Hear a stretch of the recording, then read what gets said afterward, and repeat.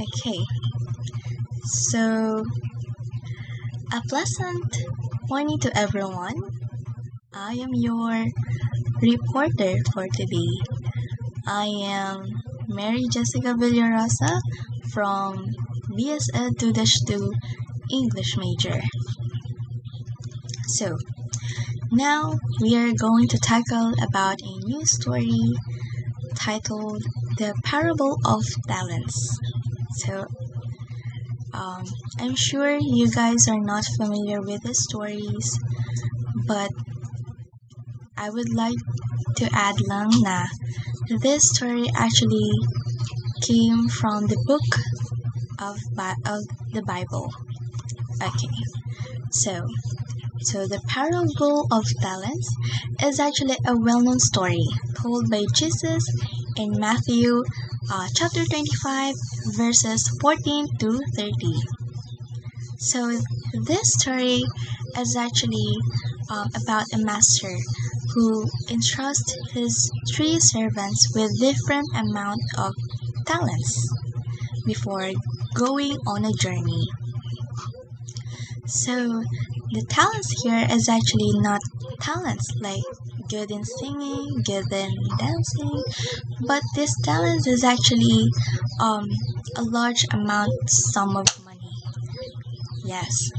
So soon we will explore the themes of the story, which are the faithfulness, responsibility, and stewardship. So we actually have 3 characters. 4 characters. We have the master, we have the servant 1, we have the servant 2, and the servant 3. So we have 4 characters. So okay. So the master is actually the one who entrusts the talents to the servants before going on a journey. And the servant number 1, he is the faithful believer, He is the one who was given 5 talents in the story that later you will understand. And the servant number 2, he is the servant who was given 2 talents. Then the third servant, he is the one who is given only 1 talent. Okay, so the settings of the story takes place in a wealthy master's household. So the parable takes place in a rich man's estate or place where the master is. Okay. And secondly, the setting also takes place in an ancient economy where stewardship exists, or servant stewardships. Okay, these are actually during Jesus' time, where the wealthy landowners actually entrusted their assets to the stewards or servants. So in the plot, we have the exposition, rising action, climax, and falling action, and denouement. So the story begins by a wealthy master preparing to go on a long journey. So before he goes on a journey, he entrusts his 3 servants with different amounts of talents. So we have, as I said earlier, the servant 1 gains 5 talents.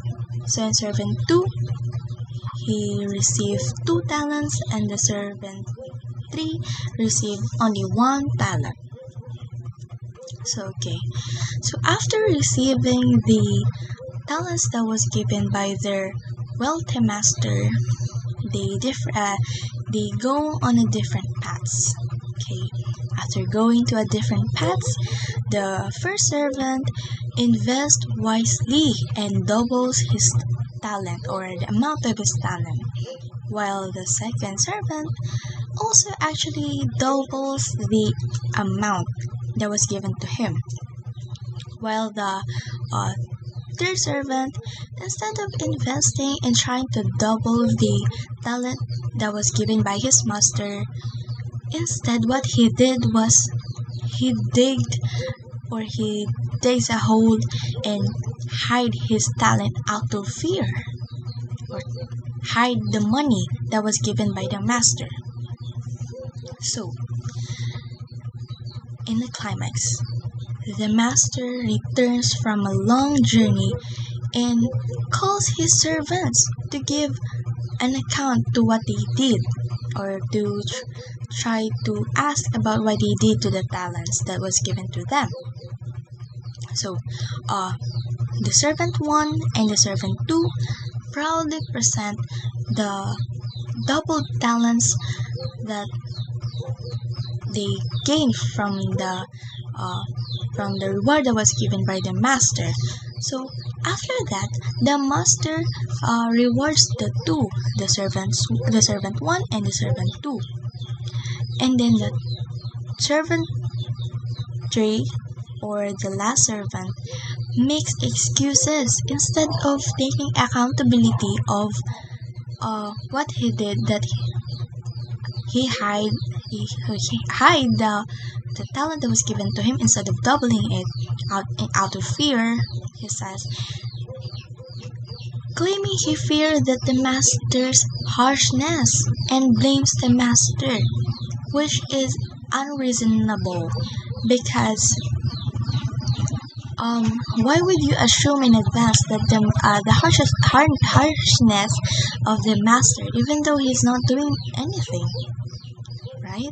So here we are in the following action. So the master rebukes the third servant, the last servant, or the servant that only received 1 talent, so calling him wicked and lazy.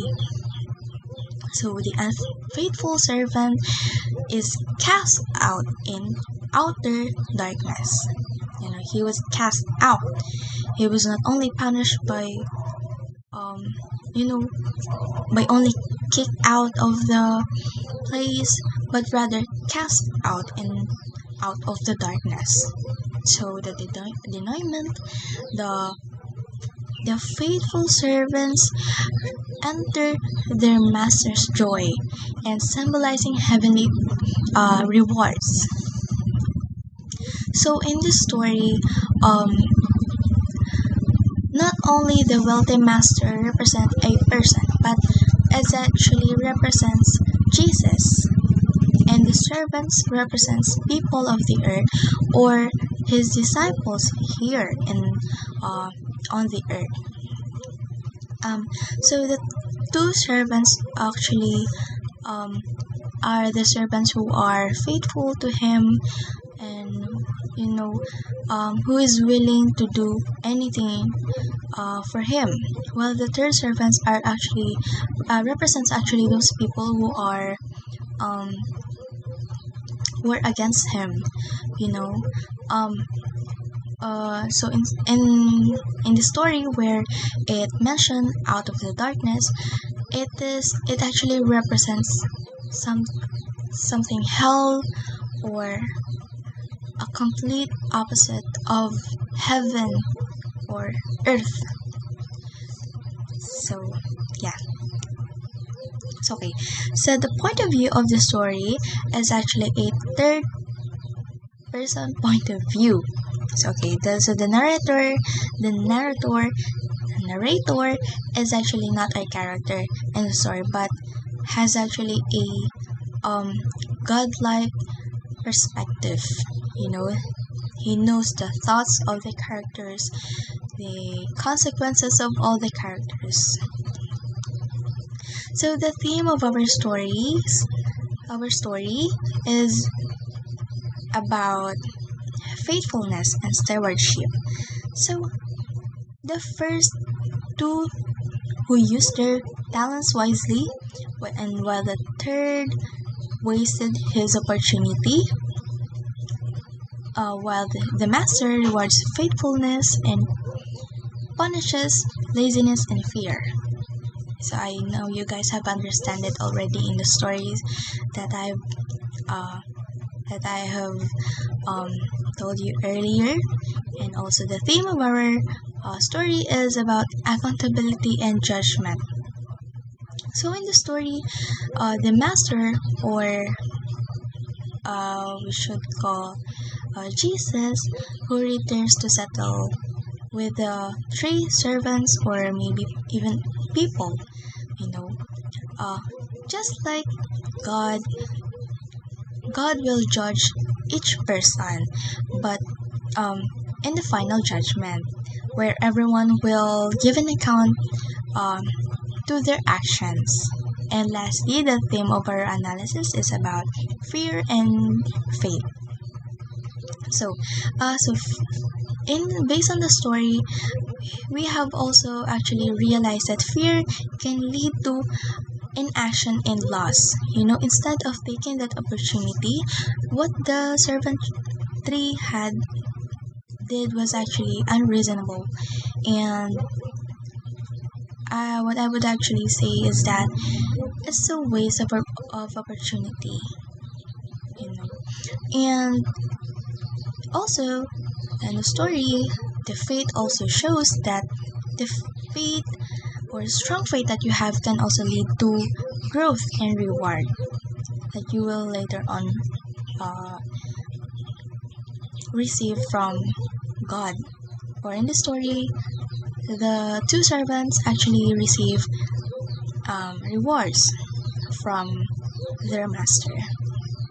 So in the figurative languages, we have the metaphor. So actually, that word talent is actually not just mean money, but it's a metaphor for any gift. It's about the ability or responsibility given by God for those people who are given a chance to be His disciple. And we also have the imagery. So the outer darkness that was mentioned earlier was actually symbolizes the complete opposite of heaven. When it was mentioned earlier that the servant tree was actually was cast out of the darkness. So it means separation from God, or it could lead to hell, or maybe even spiritual loss, or even eternal punishment. So the moral of the story is actually the fear that we have of failure can actually, or judgment, should not stop you from trying and using what you have. So try as much as possible to avoid laziness and excuses. When you are given an opportunity, use it as much as you can. Try to prove yourself, because if you are given an opportunity, it means God has given you that because He believes that you can prove yourself through it, that you're actually good, and you will soon later on receive a reward for Him. And aside from the reward from Him, you will also learn more about yourself, and the doubtness will also be excluded from your body, because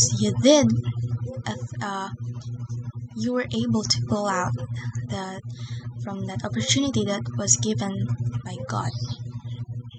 So another moral of the story is that God gives each person unique, which is true, and unique talents, unique characteristics, unique opportunities. So what matters is not how much we have, but on how we use it. Just like in the story, we should also not just follow but learn from the two servants who did not waste the talents but rather use it in a way where they would gain and also learn from the given opportunity that was given to them. And just try as much as possible not to um not to copy what the last servant did or the servant 3 did, because um it's actually okay for you to feel scared, to have fear, but try not to embrace it, because um feeling of fear is just a mean of time, but losing the opportunity could also lead to uh, a lifetime regret. That's why, as much as possible, try and try to prove yourself, because you're not just yourself, but you're actually more than yourself. And I believe that God would give lots of opportunities for you in order for you to prove yourself and to let you know by Him that you're actually more than you think you are. And that's all. Is that all? Oh no, we actually also have the symbolism of the story. Sorry, I was kind of lost. So we have the rewards. So the rewards could not only represent materials, but it could also represent eternal rewards in heaven based on the story and from the Bible. So the talents also symbolizes God's gift and opportunities also, while the master symbolizes or represents God or Jesus, who gives hope to people by giving them opportunities, abilities, and skills. That's why we should be thankful for Him for giving us um, opportunities and abilities will that we were able to use in our everyday life. And actually, we have a trivia for this story. So actually, the master's journey represents actually Jesus' ascension. And the punishment for the lazy person is extreme. It's not just about a corner that has darkness. No. So the servant who hid his talent was not just scolded but cast out of the darkness, which symbolizes hell or a separation from God. So that's all. Thank you.